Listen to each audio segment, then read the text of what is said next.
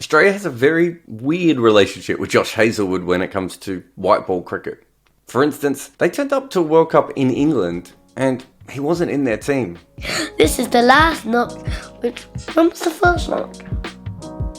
Don't know. Josh Hazlewood, English condition. And Australia are not idiots. They knew a long way out that their future was tied to Mitch Starc, James Pattinson, Pat Cummins and Josh Hazlewood. To have 4 seam bowlers with their talent at the same time is just something quite special. You have a line and length guy who's tall, pure pace, left arm and tall, and skiddy and swing from Pattinson. There's like a lot of different skills that they're covering. And the fact that they're all quite different as well helps a lot. But of course the problem then is, if you don't have anyone else sort of backing them up that you trust as much, getting them all fit at the same time, which for years was basically impossible. And then even when you have them all fit at the same time, you spend a lot of your time worrying about, are they being overworked? Should we rest them? Should they play all formats of the game? It means that although someone like Mitchell Starc has been the best white ball bowler in the world for many times, he actually doesn't play that much white ball cricket. Often when Australia is about to play a major tournament, Starc is trying to get back into white ball cricket form, even though it's quite clearly his best skill. He's had one of the best IPL seasons of any bowler ever. He was player of the 2015 World Cup. I thought he was even better in the 2019 World Cup. But Australia spend most of their time trying to stop him from playing rather than him actually doing it, even though he's quite clearly much better at white ball cricket than he is in tests. And Cricket Australia clearly made a decision with Josh Hazlewood at a certain point that he was not really in their white ball plans, and specifically not a T20 bowler. And for a while it seems like Hazlewood kind of agreed with him. It seemed he had no burning passion to play T20 cricket anyway. On the 5th of February in 2014 he played a match for the Sydney Sixers, and on the 5th of January in 2020 he played a game for the Sixers again. In the almost 6 years in between that, he played 3 T20s. All in 2016. The first was a high-scoring, high-altitude game at Johannesburg, and then he played 2 World Cup games in India. One against Pakistan in Mohali, where he did okay, and then where Virat Kohli destroyed him on the same ground. Australia had 2 years to prepare him for a World Cup in India, and in the 2 games coming into that tournament, he played 1 game in Johannesburg. Not exactly ideal situation if you're about to go to India for a World Cup. And just for fun, I looked up Virat Kohli in that same period. He played 45 T20 games coming into that World Cup. Now let us say, as a thought experiment, that Virat Kohli and Josh Hazlewood are at least similarly talented. Kohli's skill is probably more evident in white ball cricket, but if we had something like FIFA or NBA 2K for cricket, you'd say that overall Kohli's probably, a 92 ranking, and Hazlewood is probably, 87, 86? So it should be a fairish contest with them going up bat against ball.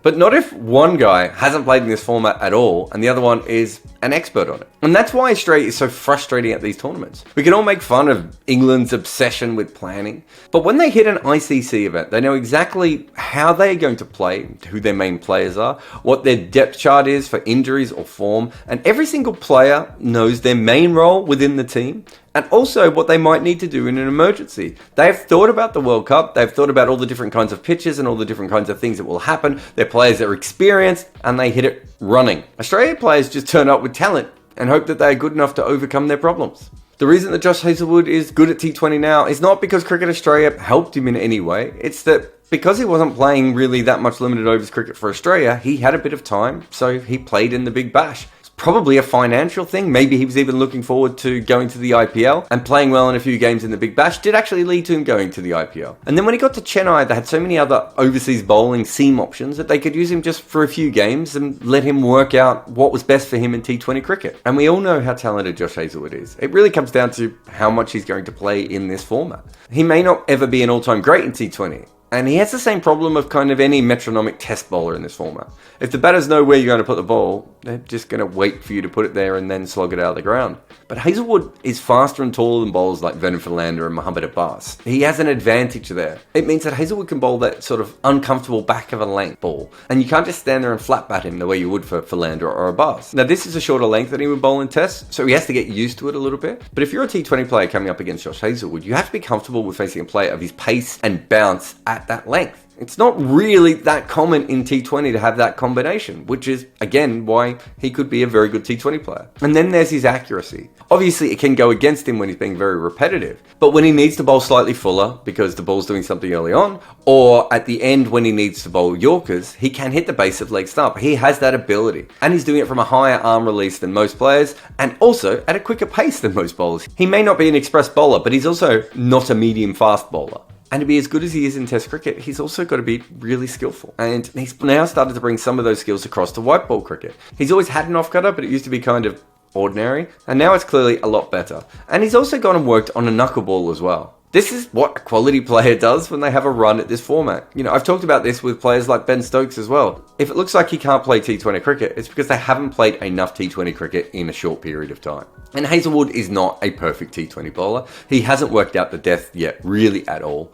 But he's averaged 22 in the power play in the last couple of years and 19 in the middle overs, which is maybe the most important thing. And sure, at the death, he goes for too many runs and also doesn't take many wickets at all. But the ability to use the new ball and be even better in the middle is just a huge advantage. And it's clear that while Australia has struggled in T20 cricket, they had a top level talent there and they never even, really used him. And there had been signs before. In the 2013-14 season, he was the second leading wicket taker in the Big Bash, and that led to an IPL contract. But he didn't actually play a game, and he didn't go back to the IPL the next year. And with Australia sort of showing no interest in him in the time, he just sort of stopped playing it.